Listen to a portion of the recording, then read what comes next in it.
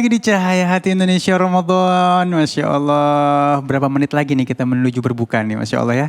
Dan di sisa waktu ini mari sama-sama tetap kita menuntut ilmu. Mudah-mudahan pertanyaan-pertanyaan dari pemirsa di rumah bisa mewakili pertanyaan semuanya ya. Dan ini kita sudah pilihkan pertanyaannya. Yang pertama, mohon izin guruku yang dimuliakan oleh Allah Subhanahu Wa Taala, Syekh Fikri Thariq. Ini dari Edsa Fitri. Ya, terima kasih sudah mengirimkan pertanyaannya. Boleh nggak sih seorang pendidik mendidik anak didiknya dengan cara yang keras? Cara yang keras. Ya. Kalau dulu kan guru-guru ngaji kita pakai selepetan, pakai kemoceng gitu kan, dijewer gitu kan. Kalau sekarang bahaya itu bisa dituntut. Pertama, kan. Saya ingin sampaikan tidak ada guru yang kita bisa salahkan. Tapi kan zaman itu kan keadaannya berubah terus. Berubah dan keadaan berbeda. Ya, yang penting kalau bisa kita memang mengajar itu paling bagus dengan cara-cara yang sabar. Ya kan? Ada kalimat ud'u ila sabili rabbika bil hikmah wal mau'izatil hasanah. Ajaklah orang itu ke jalan Tuhanmu dengan hikmah, artinya dengan akhlak yang baik dan dengan nasihat yang baik. Nah, kemudian yang kedua, kita ajarkan anak-anak itu kalau sekarang itu bil hub, dengan cinta. Ya, dengan cinta. Tapi kita tidak bisa menyalahkan yang dulu. Nggak bisa. Dulu memang mungkin pas buat kita. Cara cintanya buat mungkin kita. seperti itu. Iya, cara benar. cintanya seperti itu. Iya. Nah, kalau kita juga bisa jadi seperti ini karena guru-guru mulia kita. Ya, artinya kita sudah kelewatan kali zaman dulu bagaimana ya Beb ya. Nah, jadi kalau sekarang lebih pada hal-hal yang kelembutan itu lebih mengena dengan cinta tadi itu, bil hub, dengan cinta. Sebagaimana Nabi kita Muhammad SAW mengajarkan sahabatnya tadi, saya sampaikan dengan cinta. Kalau dia sudah cinta sama kita, dia pasti cari tahu terus apa yang kita mau, apa yang kita suka, dia turuti. Nah, tapi itu memang butuh kesabaran.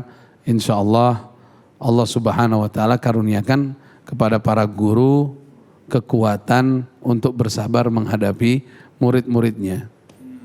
Karena kalau guru mencetak murid itu pahalanya jauh lebih besar. Suatu saat muridnya menjadi orang-orang mulia, orang-orang besar, maka apa? Maka gurunya bisa menikmati hasilnya sampai di alam kuburnya dan sampai yaumul qiyamah. Insya Allah. Pahalanya nggak berhenti-berhenti ya? Nggak berhenti-berhenti. Itu pahala multi level tuh kalau bilang tuh ya. Pahala barokah asal jangan dosa multi level. Nauzubillah min zalik ya. Baik jamaah yang dimuliakan Allah Subhanahu Wa Taala, kita masuk ke dalam pertanyaan yang kedua. Mohon izin guruku Kiai Haji Fikri Haikal MZ. Ini pertanyaan dari Yuli Nars ya. Bagaimana caranya agar kita menikmati proses belajar agar tidak bosan? Karena godaan bermain games katanya nih. Atau dengan teman jauh lebih menyenangkan. Oke. Baik, di antara kiat-kiatnya dalam kitab Ta'lim Muta'alim itu disebutkan, pertama di antaranya seorang murid nyambung tadi Syekh Fikri Thariq bil hub, harus ada perasaan senang dulu kepada guru. Harus ada perasaan cinta dulu kepada guru. Jangan ngelihat mata pelajarannya apa, tapi tanamkan di hati rasa cinta, rasa hormat, rasa memuliakan, rasa senang terhadap gurunya. Ini kan beda. Zaman kita sekolah yang berbau hitung-hitungan, kayak matematika misalnya, kimia misalnya, itu udah dianggap pelajaran killer. Makanya udah gak suka lebih dulu dengan mata pelajarannya, itu akan kebawa kepada gurunya. Ini yang bahaya. Jadi kalau mau ilmu itu nyangkut di otak kita, cintai dulu gurunya. Kalau sudah mencintai guru, memuliakan, menghormati, nanti Allah akan bukakan pemahaman kita itu. apa yang diajarkan oleh guru kita yang kita cintai itu akan masuk ke dalam otak dan hati kita. Masuk bukan cuma ke dalam otak, tapi ke dalam hati. Ini yang bikin lama. Ini yang membekas.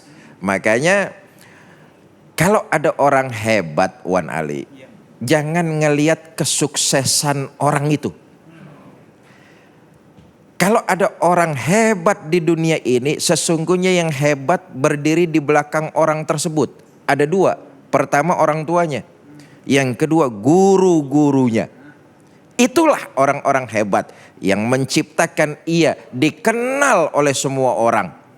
Jadi yang hebat bukan cuma individunya, tapi orang yang berdiri dengan mencintai guru, diharapkan ilmu itu akan menyangkut di otak, bersemayam dalam hati. Wallahu Akbar, Masya Allah tuh ya.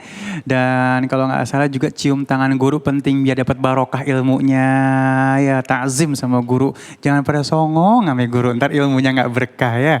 Masya Allah. Baik, kita lanjutkan dan mohon kesediaannya guru kita Al-Ustadz Febri Sugianto. Ini ada pertanyaan Ali bacain, mohon maaf.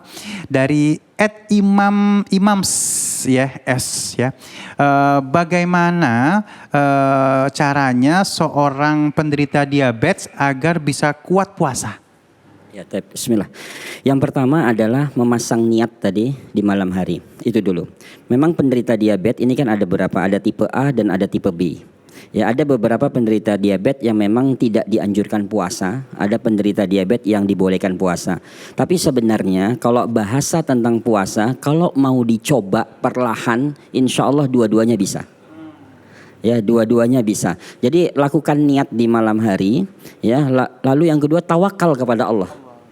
Ya, tawakal kepada Allah, ya, insya Allah nanti akan bisa. Jadi tidak ada penderita diabetes ya yang nanti yang bahasanya sama. Apakah penderita alergi bisa sembuh? Dalam dunia medis tidak bisa sembuh. Tapi setelah kita katakan kenapa tidak bisa sembuh? Karena mereka dilarang yang makan apa yang menyebabkan alergi. Sedangkan bagaimana tubuh membentuk anti alergennya kalau misalnya kita dilarang untuk memakan yang menyebabkan alergi? Nah, maka kita harus mencoba menguatkan tubuh kita sehingga memunculkan antigennya. Nah, jadi sehingga penderita diabetes tadi aman untuk melakukan puasa. Jadi niat di malam hari. Masya Allah, ini penting banget yang namanya niat ya. Niat ini penting banget ya. Ada power di belakang niat ini ya. Jadi kalau misalnya kita ada niat untuk Allah, insya Allah Allah mudahin semuanya ya. Baik, terima kasih. Dan alhamdulillah ada pertanyaan dari Neng Nada ya. Iya. Assalamualaikum warahmatullahi wabarakatuh. Mohon maaf sebelumnya Ustadz, ada yang ingin saya tanyakan kepada Ustadz Febri. Ada teman saya Ustadz, dia sudah makan kurma setiap berbuka puasa, tapi terkadang masih suka merasa radang. Itu kenapa ya Ustadz? Bismillah.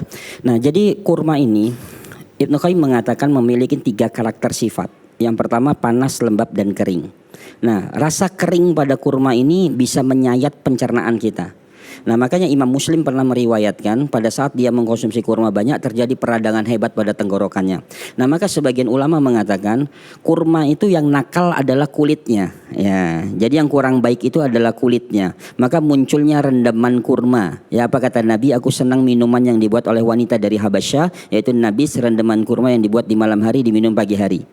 Ya, jadi tujuannya sebenarnya adalah untuk menjaga supaya kulit kurma ini tidak masuk ke dalam tubuh kita. Karena kulit kurma ini keras dan menyayat pencernaan kita sehingga terjadi peradangan hebat pada tenggorokan kita. Nah, lalu pertanyaannya tadi nyambung. Ini saya sedikit nyambung. Apakah penderita diabetes tadi boleh makan kurma? Karena kan sunnahnya makan kurma. Ya, jadi disinilah keajaiban ya bahwa kurma, madu untuk penderita diabetes aman asalkan dua-duanya asli. Bagaimana kita mencari kualitas kurma yang bagus? Kita lihat dari serat kulitnya itu masih kelihatan garis-garisnya tidak mengkilat. Kalau mengkilat biasa sudah dikasih pengawet. Ya, jadi kita lihat seratnya. Jadi seratnya semakin kelihatan dan warnanya dop, berarti kurma itu masih asli dan bagus.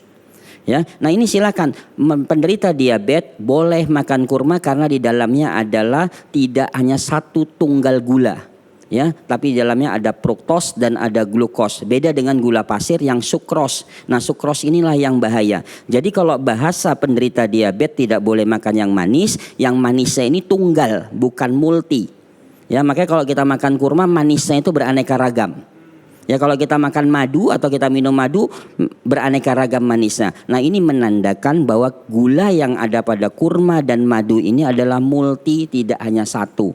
Yang bahaya itu kalau dia tunggal. Ya, jadi sukros akhirnya menyebabkan diabetesnya naik. Nah, jadi untuk intinya untuk mengamankan supaya kita tidak terjadi peradangan hebat, maka kupas kulit kurma terlebih dahulu. Kalau tidak mau lama, rendam saja kurma, nanti kulitnya mudah dilepas. Wallahu a'lam bishawab. Oke, waduh aku malah sama kulit-kulitnya biasanya. Oh, itu bermasalah di situ ya Ustadz ya. Cukup ya Neng Nada ya. Cukup, terima kasih Ustadz. Iya, Masya Allah. Waduh, banyak banget ilmu yang kita dapatkan ya. Jadi memang sunnah tapi ada caranya juga, ada akhlaknya juga, ada waktu yang terbaiknya juga ya. Baik jamaah yang dimuliakan oleh Allah Subhanahu Wa Taala, Insya Allah setelah ini kita akan berdoa bersama. Jangan kemana-mana, tetap bersama kami di Cahaya Hati Indonesia Ramadan.